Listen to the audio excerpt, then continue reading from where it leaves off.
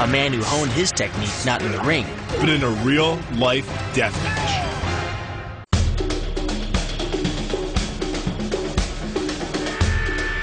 With our challenge just days away, we're heading into the thick jungle of southern Malaysia. We're seeking to train with one of the most revered and most lethal Silat fighters in the world, Grandmaster Guru Samiri. This is my guru, Samiri. Samiri. It's nice to meet you. Jason. Nice to meet you. Guru Samiri has devised a brutal system of fighting that emulates both battlefield combat tactics and the movements of the most feared animal in the jungle, the tiger. It's been my experience that martial art either evolves from the battlefield or through nature. And here with Silat, we're seeing that both of them have come together to form a martial art that has animal systems but has been used to defend our country for hundreds and hundreds of years. It was this nature-based training that would put all our Silat moves and confidence testing together and turn us from mere students into deadly weapons. So using that claw to like rake him like a tiger? Yeah. Okay. Would you actually grab flesh and try to tear it off? Yeah. I've been in the jungles of Thailand, I've been in mountain training in the Philippines, and now I'm in a rainforest here in Malaysia. Every kind of indigenous training has its own unique things. Here, it's the tiger claw, and it's deadly. Guru Samiri and his students wasted no time demonstrating the intensity of their training. God, they're not that rough. Yeah.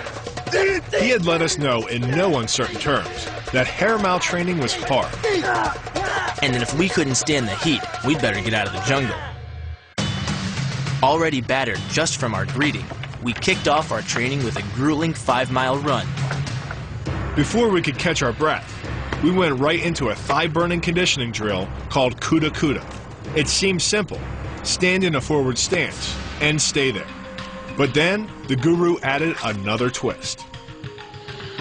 Not only is it hard standing like this for 15 minutes, but then a guy comes up behind and kicks you as hard as he can.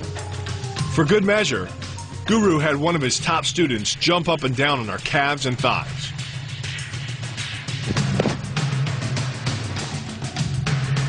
The pain was excruciating, but so were the 100 fingertip push-ups we did next.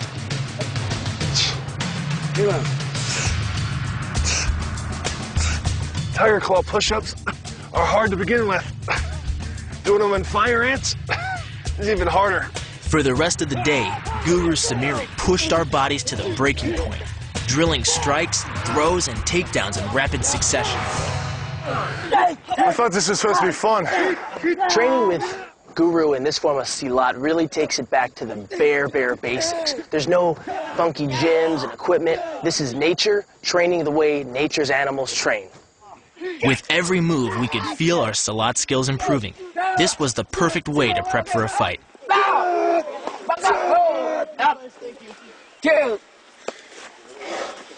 I like you. You remind me of an old coach I used to have. He used to scream at me all the time, get me dirty, get me money. Just like you. Yeah. Nice. At the end of the day, Guru Samiri set us down and told us the story of how he became a Silat master. It all began 55 years ago, when Guru was just 7 years old. As a child, Samiri trained under a master who forced him to live and fight for years in the total darkness of a cave. In the dark situation, he cannot see anything. He only hear the instruction from the Grandmaster to do the skill. If he do wrong, the Grandmaster will punch him. The training was terrifying, but in the end, Samiri survived by honing his skills and conditioning himself to pain. He returned to his village, one of the fiercest Silat fighters in Malaysia. We lived in a cave. You believe that? 3 years. In the dark. It's hard for us to learn in the light. Yeah. Then in 1965, Samiri had to put his skills to the ultimate test. Challenged by a British martial artist to a no-holds-barred fight, Samiri reluctantly accepted. Using the skills he had mastered in the cave, Samiri won the match, killing his opponent with a single strike. Still awed by the Guru's story, we rose at dawn the next morning. We now realize just how high the stakes could be in Silat, and that we had almost run out of time before our final fight. We knew that we must give everything we had to this final day of training. Our day began with a breakfast of native herbs. These herbs for you to give strength for the energy and to give your mind focus when you learn Silat. Thank you, I think. Cheers. Cheers to you. It's different. It tastes kind of minty and fresh, but I feel like I need some ranch dressing, or at least needed to wash these first. And forget caffeine. The guru had his own way of opening your eyes in the morning. Is this one of your exotic herbs? Yeah. You cut and you squeeze on your eyes. I'd love to see you do that. The function is to make your eyes more clear and bright. Although the pain had to be intense, kaffir limes, or limau purut, as they're known in Malaysia, have a pH balance of 3, just a couple ticks up the scale from sulfuric acid. How's it feel? You feel like pain? Yeah. It was incredible. Everything the guru did, even breakfast, was built around toughening your body for the punishment of Silat. Our punishment began right after breakfast. We started by going deeper into the Tiger Bay style we had seen.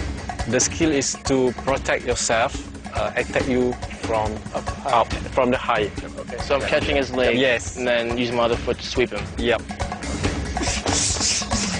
Focusing on speed, timing, and precision, we learned to anticipate our opponent's movements and to quickly counter. Training in Silat in the traditional methods, you can't be afraid to get dirty, sweaty, sand all over you, and then you got to learn new techniques which take you low to the ground, off balance, and really test your athleticism.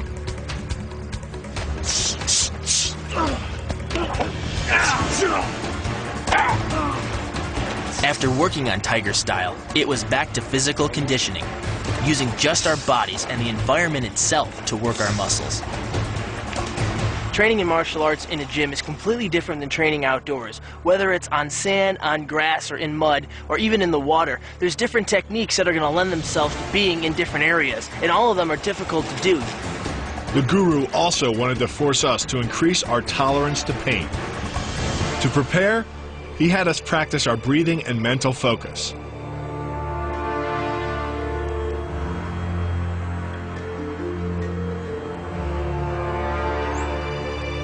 And then it was time. But the guru didn't use tiles or coconuts. He used Silat, a full-force kick to the back.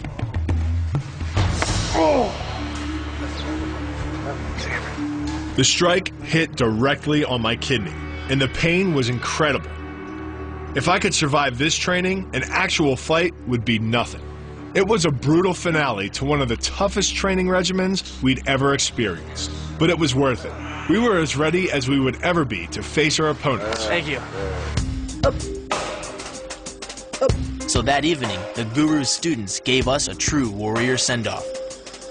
It's a ceremony designed to pay tribute to Guru Samiri and to celebrate the long, painful strides Bill and I had made over the past few days. In the eyes of Guru Samiri and his